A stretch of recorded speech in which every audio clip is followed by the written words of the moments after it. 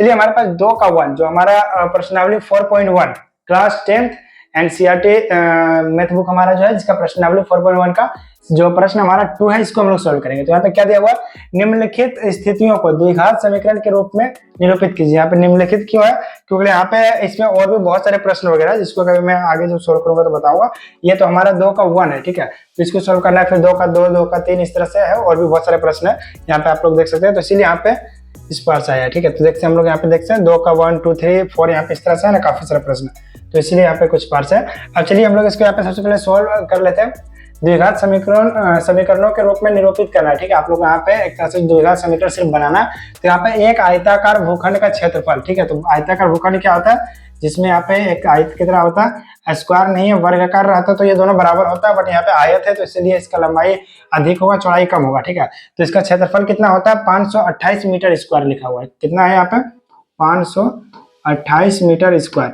तो इस तरह का कोई भी आप लोगों के पास प्रश्न आता है तो जब आप लोग उसको सही से यहाँ पे उसका इमेज वगैरह बना पाइएगा, अच्छे से जब तक प्रश्न नहीं समझ पाइएगा आप लोग नहीं बना पाइएगा, ठीक है बच्चों। तो इसीलिए आप लोगों को जैसे मैं समझा रहा हूँ ये ध्यान देना, और आप लोग को अच्छे से समझ के ही इसको सोल्व करना है, ठीक है, तो ये आप लोग को समझ आएगा। तो इसीलिए यहाँ पे जैसे जैसे मैं बताऊंगा उस पर से पढ़ते जाइए। सबसे पहले क्या दिया गया, एक आयताकार भूखंड का क्षेत्रफल, ठीक है, तो आयताकार मैंने भूखंड बना लिया, उसका क्षेत्रफल दिया है 528 मीटर, तो मैंने उसका जो क्षेत्रफल है वो भी लिख दिया। क्षेत्रफल क्या होता है, लंबाई गुना चौड़ाई होता है। आयत का क्षेत्रफल इक्वल टू यहाँ पे जो है वो यहाँ पे मान दिया हुआ क्षेत्र की लंबाई, ठीक है, क्षेत्र का जो लंबाई है मीटरों में, कितने में, मीटर में इसको लिख रहा है, जो भी लंबाई है उसको चौड़ाई के दुगने से एक अधिक है, ठीक है। तो सबसे पहले क्या करना है हम लोग को, यहाँ पे इसका चौड़ाई मान लेते हैं कितना, यहाँ पे सबसे पहले देखिए जो उसका लंबाई है वो उसके चौड़ाई से अधिक है, तो चौड़ाई हम लोग को मानना पड़ेगा कुछ, तो हम लोग यहाँ पे स्क्वायर से लिख सकते हैं। हल यहाँ पे कर लेंगे, हल माना कि, ठीक है, माना कि यहाँ पे भूखंड का, माना कि जो हमारा भूखंड है यहाँ पे देख सकते भूखंड का, आयताकार भूखंड भी लिख सकते हैं, अदरवाइज डायरेक्ट भूखंड का चौड़ाई, ठीक है, हम लोग चौड़ाई को मानेंगे x,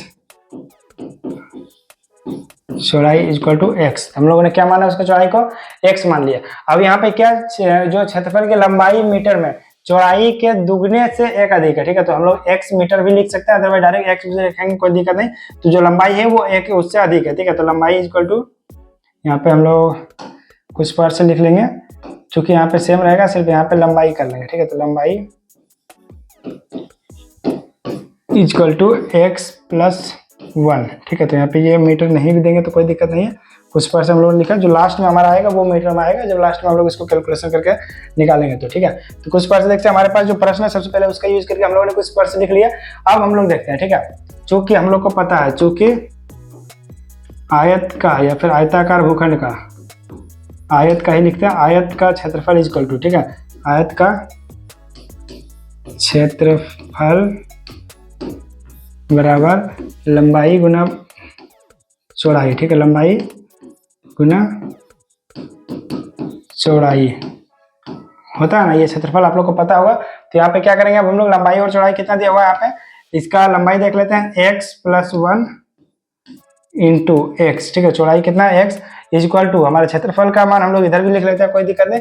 500 कितना था हमारा क्षेत्रफल, 528 मीटर स्क्वायर, ठीक है, तो यहाँ पे हम लोग लिखेंगे 528, ठीक है। तो अब हम लोग यहाँ पे क्या करेंगे, इसको सिंपली हम लोग इस साइड लिख लेते हैं और 528 को उस साइड, तो थोड़ा बेटर रहेगा हमारे लिए देखने में।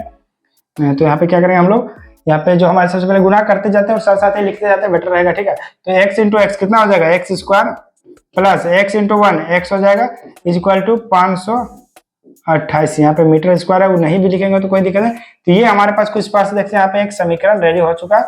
यहाँ पे देखते हैं आप लोग को अगर मीटर स्क्वायर लिखना चाहे तो लिख सकते हैं, अदरवाइज नहीं भी लिखेंगे तो कोई दिक्कत है। तो ये हमारे पास क्या आ गया, एक समीकरण। अगर इसको और भी इजी करना चाहे तो यहाँ पे इस तरह से लिख सकते हैं, plus x minus 528 equal to 0। तो ये हमारे पास आ चुका है समीकरण, ठीक है, एक द्विघात समीकरण। अतः यह एक द्विघात समीकरण है, इस तरह भी लिखिएगा, अदरवाइज यहाँ पे भी हम लोग डायरेक्ट अगर आंसर लिखेंगे तो हमारा यहाँ पे आंसर आ जाएगा, या फिर इस तरह लिख सकते हैं, अतः यह एक द्विघात समीकरण है, ठीक है, द्विघात समीकरण है, इस तरह से भी लिख सकते हैं। तो ये भी हमारा आंसर बिल्कुल राइट होगा, ठीक है। तो ये देखते हैं हम लोगों ने कितने नंबर का सॉल्व किया, प्रश्न नंबर 2 का 1 हम लोगों ने इसको सॉल्व किया, और वो भी काफी आसान शब्दों में। यहाँ पे देख सकते हैं कम टाइम में हम लोगों ने काफी कम लाइन में इसको भी सॉल्व कर लिया। ठीक है, तो ये कुछ बार से हमारे पास जो प्रश्नावली 4.1 का है उसका यहाँ पे हमारे पास प्रश्न कितना है, 2 का 1 हम लोगों ने यहाँ पे सॉल्व किया, और इसका आंसर भी यहाँ पे कुछ बार से आ चुका है, जिसका कि यहाँ पे एक तरह से लंबाई और चौड़ाई देखते हैं, एक तरह से इस पर हम लोगों ने यहाँ पे लिख लिया। अब ये हम लोग इतना आसानी से सॉल्व क्यों कर पाए, क्योंकि हम लोग को प्रश्न समझ आ गया था कि किस पार्ट से इसका सॉल्व करना है। ठीक है, जो हम लोग ने उसको अच्छे से समझ लिया था। अगर आप लोग यही नहीं समझ पाइएगा तो आप लोग इसका आंसर लाने में काफी दिक्कत हो सकती है।